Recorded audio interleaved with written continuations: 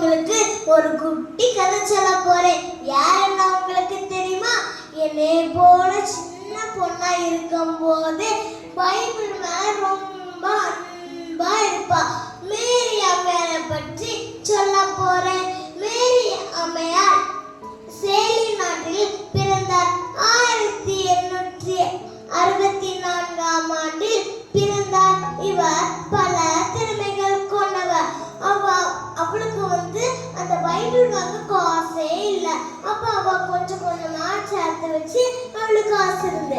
அதுக்கப்புறம் அவளுக்கு தெரியும் இந்த 25 மைல் தூரத்துக்கு அதுக்கப்புறம் ஒரு பாஸ்டர் பைபிள் வச்சிருக்காங்கன்னு அந்த மேரி ஜோன்ஸ் அவர்களுக்கு தெரியும். அதனால காலையிலே நேரமா எந்திரிச்சு போனாங்க. போனோன்னு அந்த போதகர் அந்த மேரி ஜோன்ஸ் அவங்கள்ட்ட சொன்னாங்க, என்கிட்ட ஒன்றும் பைபிள் ஒன்றும் இல்லை, இப்பதான் ஒரு ஆள் அவங்கள்ட்ட கொடுத்துட்டேன் அப்படின்னு சொன்னாங்க. அதனால மேரி ஜோன்ஸ் அதை கேட்ட உடனே தாம்பி ரொம்ப அழுதாங்க. அதை பார்த்த அந்த போதகர் அவங்க கிட்ட இருக்கதே ஒரு பைபிள, அந்த பைபிள கொடுத்துட்டாங்க. அதனால ஜாலி துள்ளி குதிச்சு அவங்க வீட்டுக்கு போனாங்க. வீட்டுக்கு போனோன்னா அந்த பைபிள் சத்தமா ரீட்